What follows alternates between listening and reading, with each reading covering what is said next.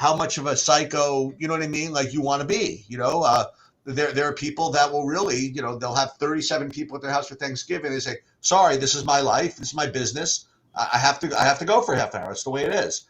And then there's, little versions of that where, I can just look at my phone and see what's going on. So you have to decide for yourself what level of commitment you're willing to put to this slate. Now, there's middle grounds between just putting my lineups in and not looking again, and alienating your family for 7 hours. But so what you could do is, again, listen, these are like Sheets life lessons. Like it's like if you want to step away, go to the bathroom for like an extra minute or two, or otherwise you wouldn't. Then you could get some time that way to do it. I mean, it's very difficult to late swap on your phone, but if you practiced a little bit, you could do it with SaberSim. But the point is that it's a very, very weird slate like that, because on the one extreme are going to be casuals just putting lineups in, doing nothing about it, and then on the other extreme you're going to have professionals who will take advantage of this and late swap every freaking opportunity. So that and when you include that with a normally soft Thanksgiving Day slate pricing model, okay, it makes for, I think, one of the more unique. I mean, it is a unique slate. I don't think there's anything like it. So my overall view, by the way, and we're going to get to game by games in a minute, is that I don't think that you have to go to these some of these ridiculous plays with such effect. I think there are plenty of like reasonable plays that you can make that all you need to do is get edge. And I think that just playing kind of normal with, listen, you have to do a little thing, but a little bit of lineup construction. But I don't think you need to play, like 74% like Ross Dwelly, like for example, or Fitzgerald or these guys, just because you feel like you have to get unique or anything like that. I think that it's a soft enough slate with a soft enough field of applicants that you have like you said, Bobby, you have 3 games and like 6 teams with good skill players. You can find players from every freaking game to play. Why go? And we can talk about these guys individually, but why go crazy with some of these ridiculous plays just because? Oh, it's a $5 tournament. I'm not going to get unique unless I play, 47% of some dude who's going to get 2 targets. Right. Yeah, I think those are all really, really good points. I also do think that there's some guys who are going to be just like sort of like missed on these kind of slates just because of the way things go. They're going to have some ownership, but like some of the guys I thought of, I look at the different guys on these smaller slates. I got to tell my friends, do not ever text me before. It drives me nuts. Every freaking week, I get 50 messages from people like 20 minutes, a half hour, an hour before lock about these things, and I'm just never going to answer them. So if any of you guys are watching, do not text me, please. Anyway, sorry, I'll show my exact exposures. Some of you even have memberships, and you don't need to text me. Anyway, so I lost my train of thought. I'm just going to mute my phone here. But so I think like guys like David Montgomery, Luke Musgrave is one that I think no one's playing today. I don't know what ownership Dontavian Wicks with the late Matthew Golden news being officially out is going to be. I do think there's some advantage to take advantage of some of those plays that are real plays. Also, I would say that I would give a little bump to the later games. One, they're really good games anyway. That Cincinnati-Baltimore game is a game that we would be all over on a Sunday, probably be all over the Dallas-KC one as well. A little less so maybe Detroit-Green Bay, but I actually like that one too. So they're all really good. But I like the idea of trying to delay in most cases because I do think that there's like better stuff later, and I think you get some advantage by knowing the ownership and sort of the output of the earlier players, especially since we can late swap everything.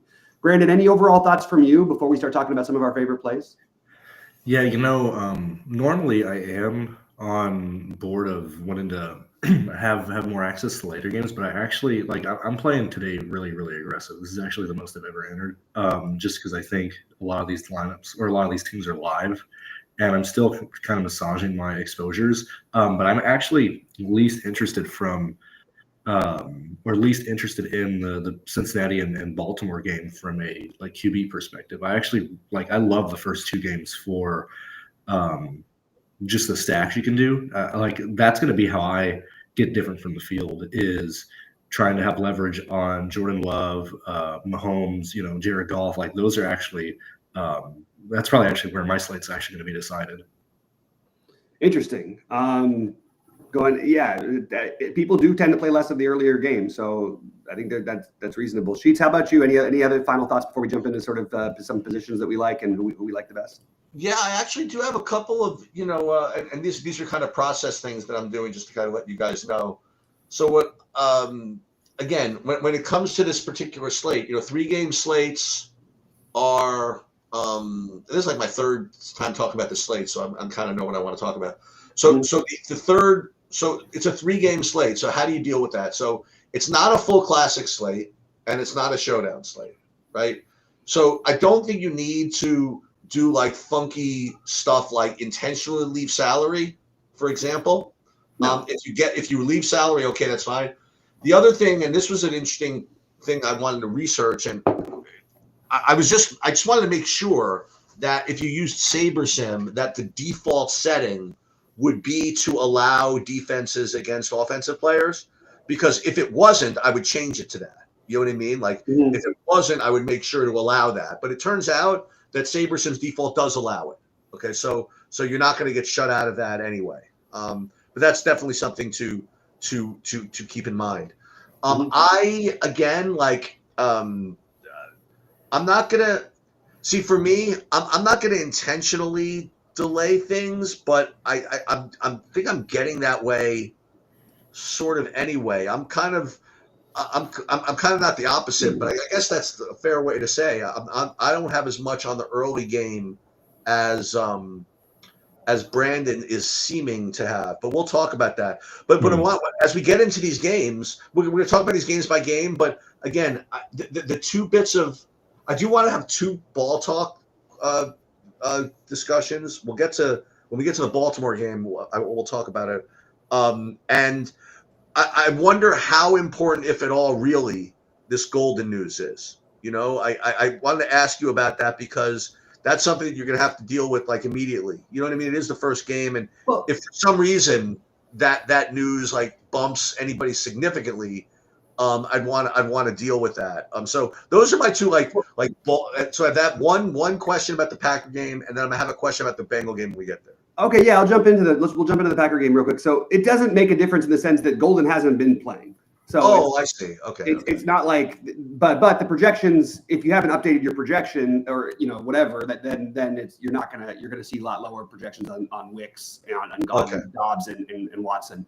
It always feels like you're playing roulette. That's why I mentioned Musgrave, because I feel like he's the one who gets left out here. And they don't have Tucker Kraft either, who they haven't had either, for a while. But I really think taking a few shots on guys like Musgrave, Dontavian Wicks at low ownership is probably a pretty reasonable way to go. I think it makes a lot of sense. And, again, I don't know when people set all their lineups or whatever. I'm sure that they saw the goal. They haven't done it yet entirely. But, in terms of this game, it's weird because I actually think that this is like the one great matchup for Green Bay. I still feel Detroit wins this game. After what Gibbs did on Sunday, I'm kind of tempted to pivot and play David Montgomery, I guess would be my thing. And I will go right back to the 0-point scoring Jameson Williams. I am playing the morning showdown. He is my highest owned captain because he actually, he should have won me all the money on that one Sunday a couple weeks ago. I like high volatility guys like that on these slates. I also think it's a matchup where I expect him to be able to get to shake free a little bit. They're gonna do a good job on St. Brown, even though he's gonna get his catches. But it's a really good Green Bay defense. So I kind of like Detroit to win the game. I wouldn't want to mess with the spreads or anything like that. I just think that I like them a little bit to win, and I like Montgomery as a pivot off of Gibbs. I'll probably be near the field on Gibbs, but maybe a little bit beneath. And I think that a lot of Brandon's points make some sense, but I'm not overwhelmingly in love with being way overweight this early game. Outside of, I will have more Dobbs and Watson and Wicks, or I'll be right with the field on those guys. That's sort of where I'm at. What do you see in this one, Brandon? Then we'll jump over to Sheets, and then we'll move on to the next one. Yeah, before what's his name was rolled out, I just went blank on his name. I actually didn't have as much Green Bay before that news came out. I think I had like 18% of Jordan Love. And since that news came out, since, I mean, I know Golden hadn't been playing, but since I was already running pretty heavy Green Bay lines, at least in those stacks, it actually increased my exposure rate to Jordan Love to about 20%. And when I look at, I mean, I love this first game. Like, obviously the Lions, need to win this to put themselves in a pretty decent playoff position in the seeding and stuff. But my highest owned players are coming from this game: Brown, Williams, Gibbs, Watson, Dubs. Like I personally really, really like both sides of this game. The Green Bay side, just because you can stack Green Bay for pretty cheap, and then just pay up for who else you want to pay up for in the slate. And then obviously the Detroit side, expecting them to win. I personally like that Dan Campbell is calling the plays. I know they didn't really score anything on the last game, or not the last one, but the one before in the primetime slate. But I love Detroit here, and then I love Green Bay from a lineup construction point of view. That's why I'm so heavy on this first game. Yeah, I hear you. I know we're on different paths here, but I hear you. The only thing with Green Bay is that it is really frustrating with them, because every now and then you get the outlier receiver like has a big game, but they just spread the ball. I mean, they still will play 3 wide receivers a lot of the time, and it's hard to get it right, and it's almost never like Jordan Love. I don't know, like, has he ever won a slate ever? Like, that's my only take. I know it's a 3-gamer, but that's sort of my reason for being a little bit below it. I still have some of it, don't get me wrong, but I might be a little bit below the quarterback specifically in this game. Sheets, what do you think about this one? And then we'll move on to the next one.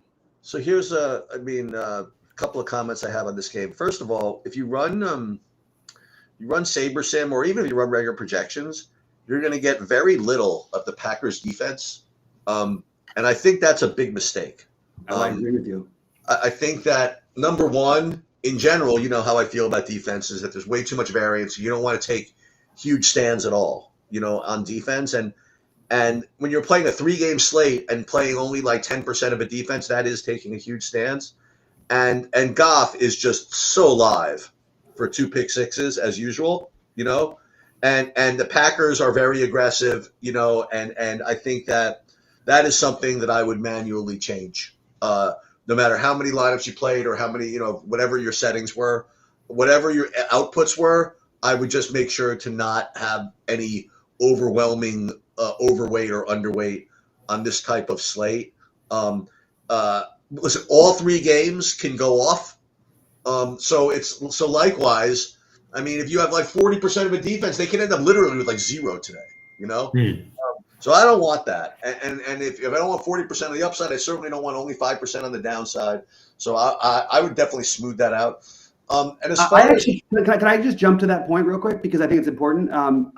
I think the Lions defense is the one who is getting under-owned. They're by far the lowest owned on the slate. We've seen Jordan Love just be completely incompetent most of the time.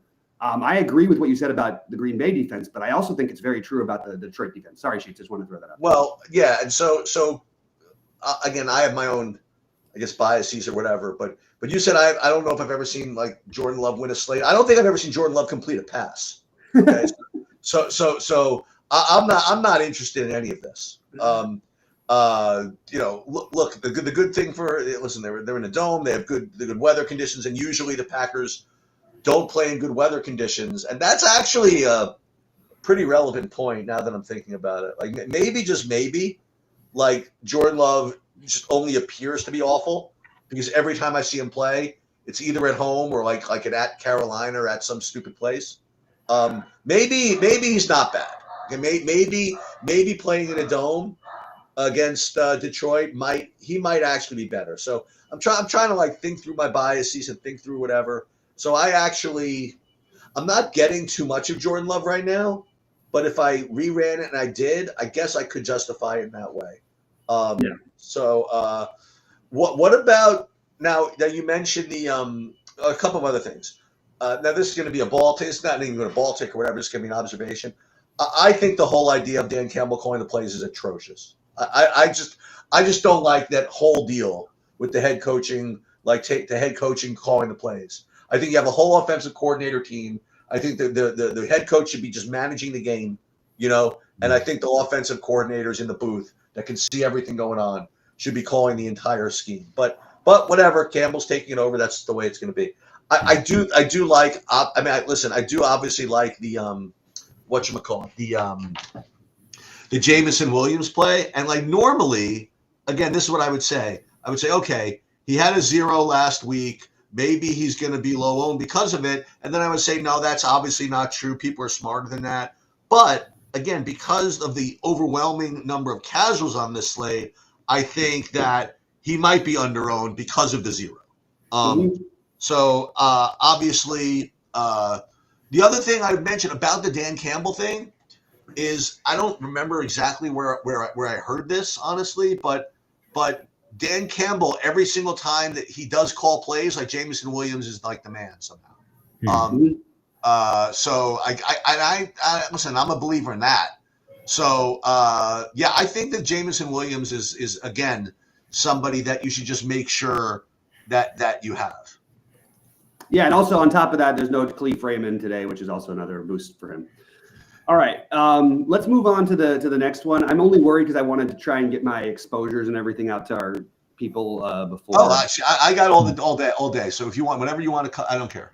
Yeah, that's the only reason. Shorter, later, whatever you want. Okay. All right, talking about Kansas City, Dallas. By the way, I was in Dallas for that Eagles game. I didn't go to the game, obviously. I wasn't feeling too well, but man, it's wild out there. We're in Fort Worth, and every time Dallas scores or there's a turnover, there was like honking horns everywhere. It feels like it's the Super Bowl.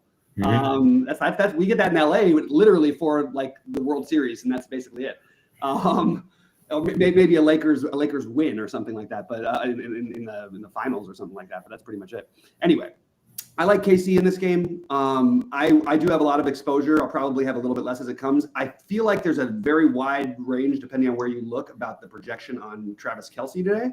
And I would lean on the lower side personally, just because I don't want to have like 65% of them like I was getting in my builds. I just think that's wrong. I love tight ends. I think it's a double tight end slate or 3 running backs. I know that I say that a lot, but there are more receivers viable today, but I really like the tight ends today, and there's really good cheap options, which we'll get to a little later. But I like the tight ends in this game.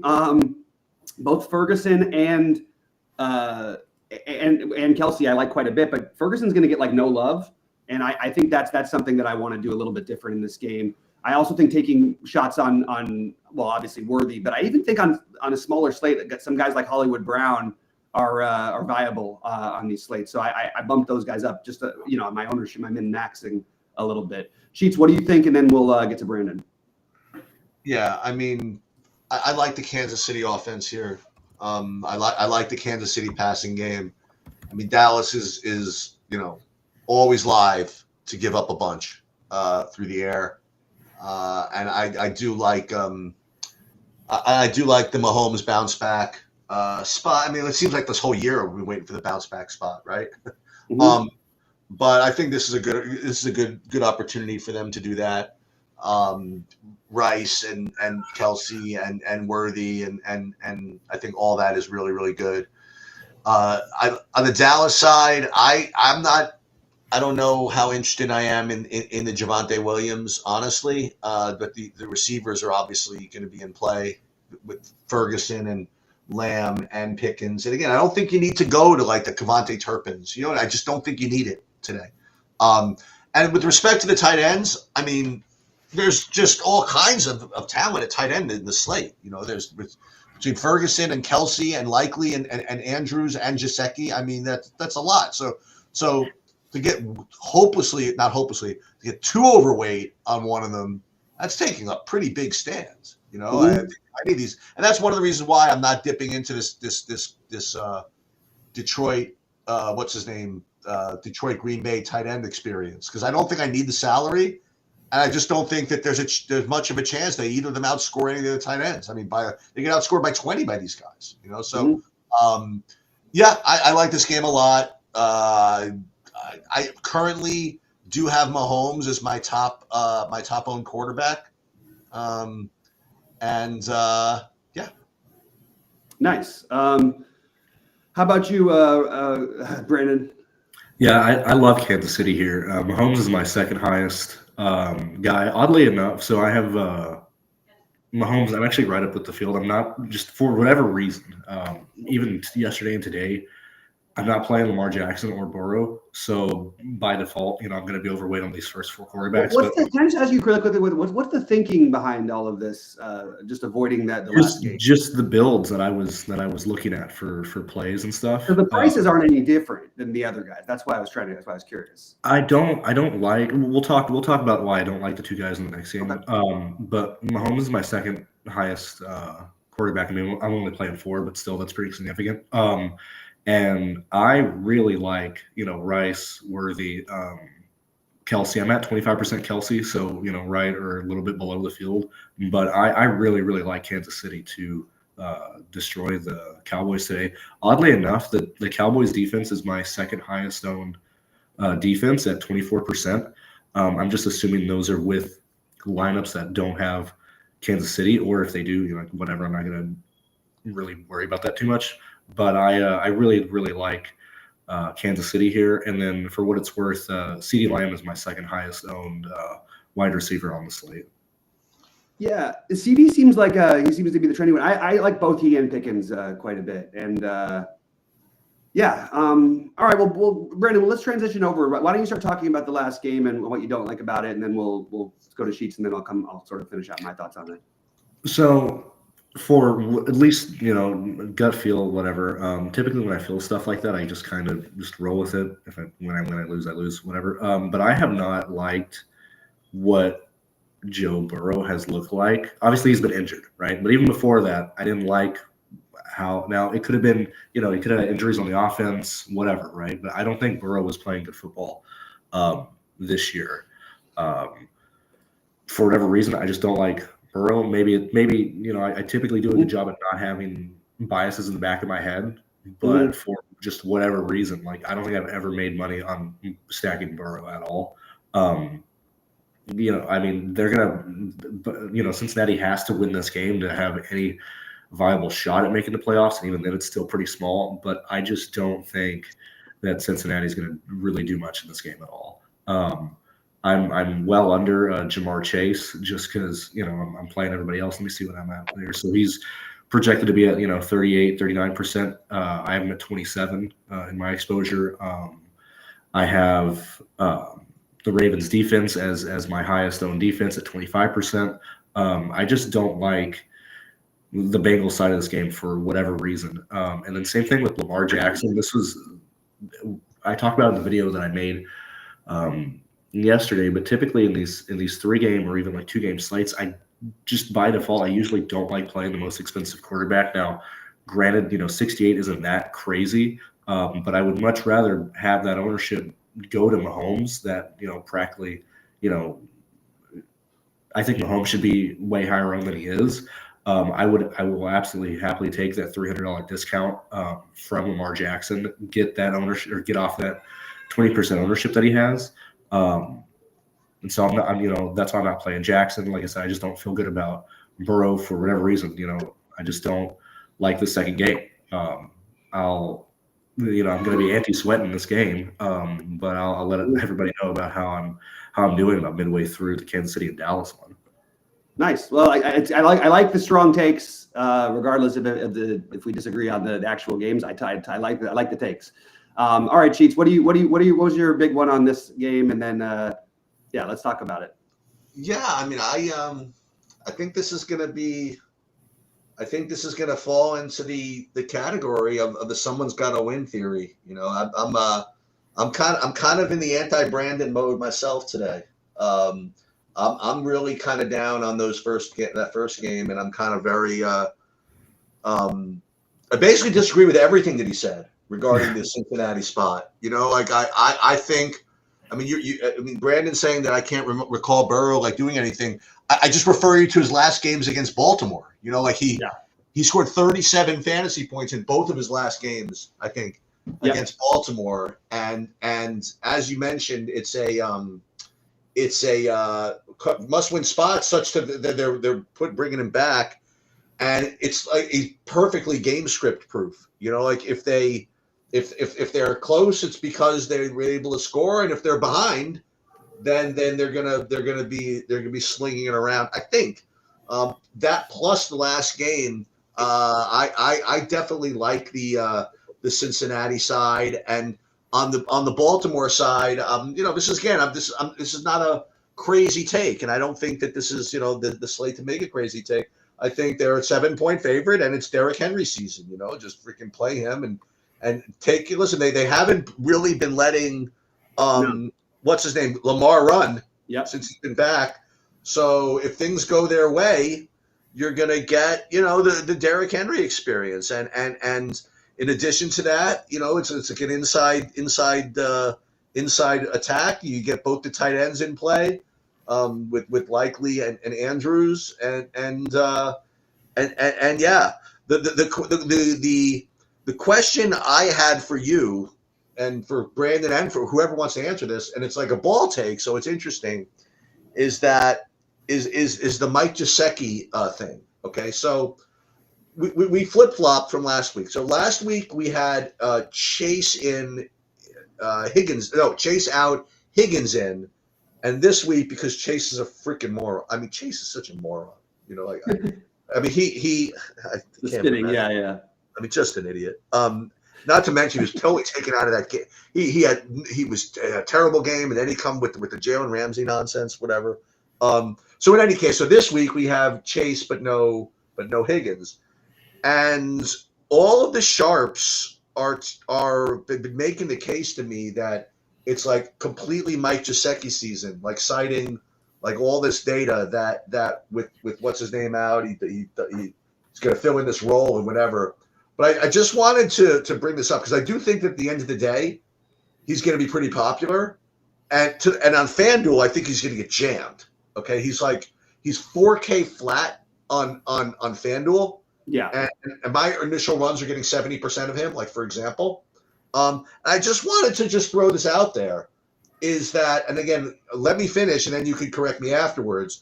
Is the way I always regarded the Bengals, the way they're set up, was that Chase is the guy that lines up all over the field and like crosses the cross routes, does whatever. And Higgins is not basically, but Higgins is a deep guy. And so last week when Chase was out and Higgins was in, it made perfect sense for Gesicki to kind of take on that role of running routes all over the place. But this week it's the opposite. Like this week Chase is back, and I think that if you want to get sort of contrarian, instead of playing like the Gesicki, like assuming it's just the same as last week, just to play instead of that, like go to the Yeshivas and that other guy from the Bengals to kind of take on that pure T. Higgins role over there. So I don't know if anything that I said is even accurate, but that's my I guess question to the people that know more about the NFL than I do, is that just because he had had all the targets and whatever last week, it's the exact opposite setup this week. So that's my question. And obviously Chase is in play. Chase Brown is in play. And that's all my thoughts on this game. Yeah. The other thing I'll add on to it for you if you want. Gesicki is the one of the few things that Baltimore's done all year long well is stop the other team's tight end. For what it's worth.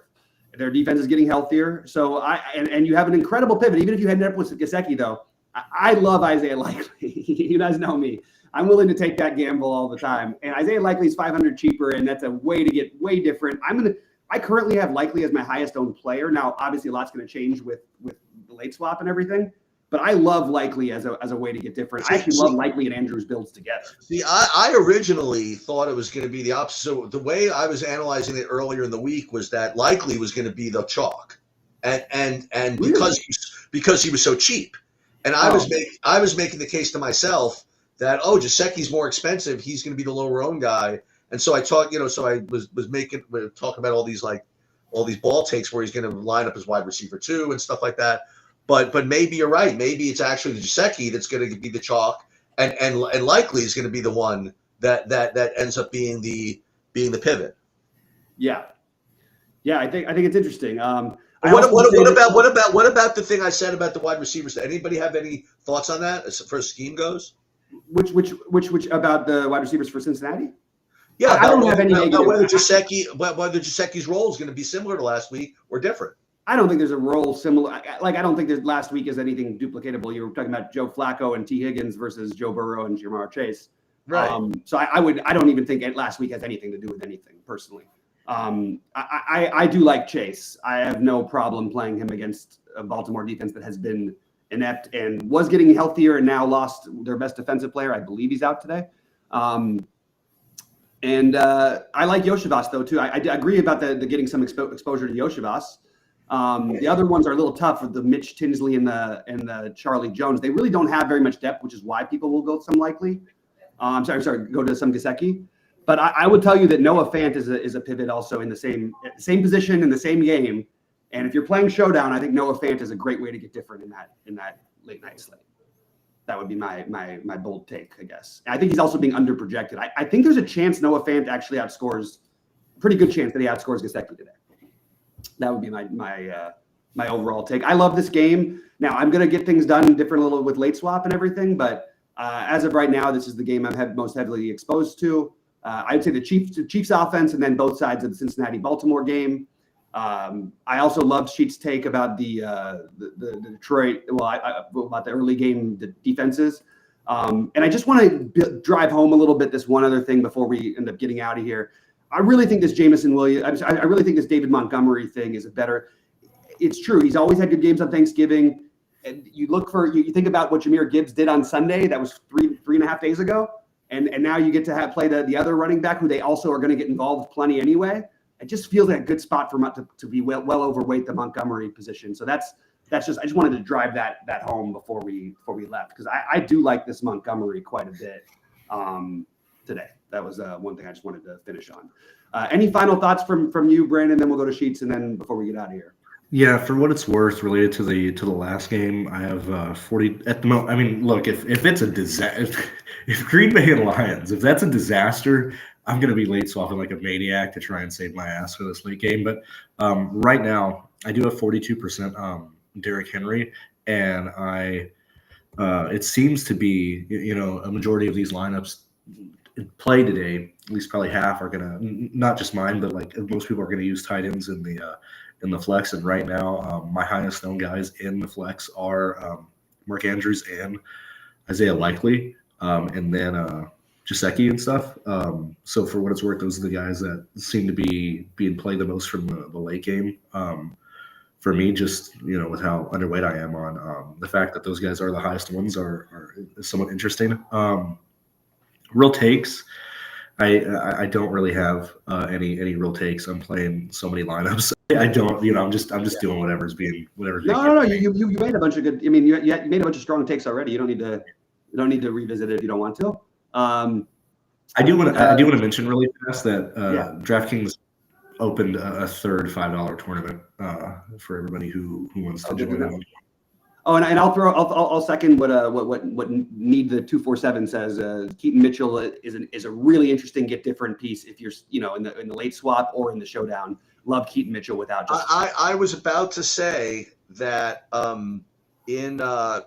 was just scrolling through some of my FanDuel lineups, and I was getting a non-zero amount actually of the Keaton Mitchell, and I was also getting a non-zero amount of like double running backs from that game.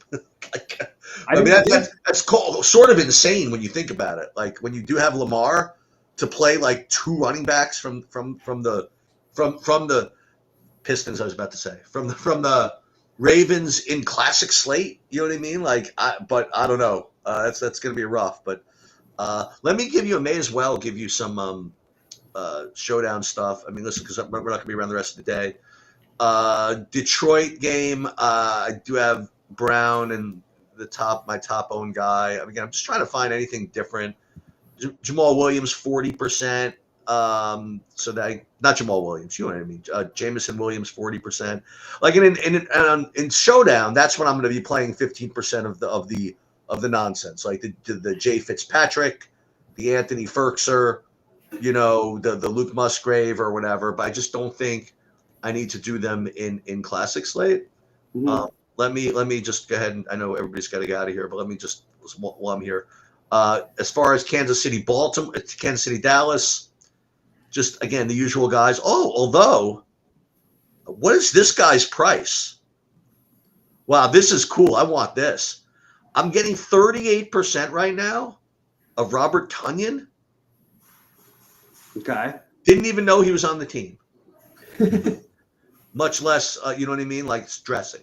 So okay, I'll just throw that in there, and then that is definitely, I guess, a hot take, whatever you want to call it. And then in the Cincinnati game, and I'm really just literally looking at this for the first time. I'm getting 30% of the Samaje Perine, and a full 20% of the Yoshivius, is that's the way you pronounce it. And what else? Oh, and then I'm getting 14%. If Keaton Mitchell wasn't enough, I'm getting 14% of R. Ali from Baltimore. I don't know who that is, but it's the 8th running back, I guess, from that team. Yeah. And not only that, if that's not enough, I'm getting 1% of the P. Ricard. So I'm playing, I think, 37 running backs from a team that's got a rushing quarterback. So we'll see. We'll see how it goes. I like that for what it's worth. And I like Tonyan a lot for Showdown. Oh, really? Okay, good.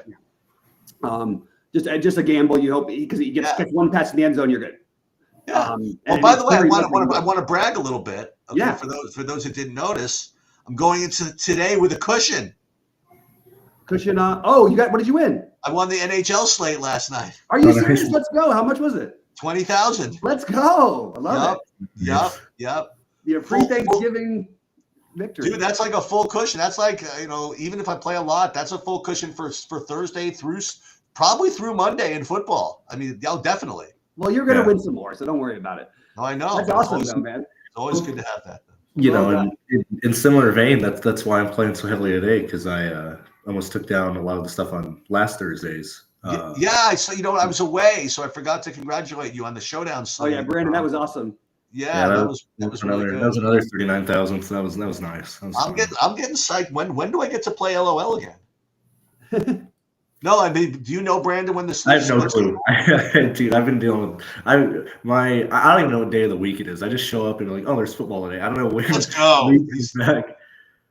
Dude, this is what I have to start doing because it seems to work. Bobby, Brandon has become like a full-on degenerate. I love it. It's the best. I found a partner in crime. You know what I mean? Like we're all playing every slate. We have no idea what day it is. No idea if there's something in the lobby. We're gonna fire it. I love it. Yeah. Is it baseball season yet? Well, you know what? There better be these other sports because can I tell you something, Bobby? Yeah. I can't do a thing in the NBA apparently. It's been really, really rough sledding. I feel better than everybody's been complaining, but across the internet. I mean, I see it on Twitter every night from some of the best players, like talking about how they just can't win at all. Yeah, NBA's been a rough scene. Yeah. So, well, hopefully we can turn it around. So that means is that it's Robert Tonyan season. Tonyan season. All right. Well, good luck to everybody. Great doing this with you guys. Happy Thanksgiving. Yep. Sending my best to everybody out there. Wait. So a little bit of a schedule. Do you want to do a Sunday preview on Friday, or are you not around? I just have no idea where I'm traveling. I mean, I'm in a hotel right now that I had to get. No, that's fine. So I'll do it. You know what I mean? Yeah. So I'll do it, and I'll let you know when I'm doing it. And then if you could join me, you can. Yeah, and then you think you're going to be around Sunday? It's also my birthday. Yeah, I'll be around Sunday for sure. But it's like my birthday. Then I've got Raquel's coming in for 2 days, and then when is your birthday? My birthday's on Saturday, but we're celebrating on Friday. Okay. So it's a little bit. So I'll remember it, dude. What's it going to be like? You're finally turning 30, right? No, I get to. You know what I do? I get to win everything now because I get to be the grinder, the 4-4. That's right. He kept saying that about when he won. He's like, "Oh, I'm 44. It's my lucky number," and I love 44. It's my third favorite number. Anyway, all right, guys. Well, good luck to everybody. Have a blessed Thanksgiving, and enjoy the day. Let's make some money. See you later.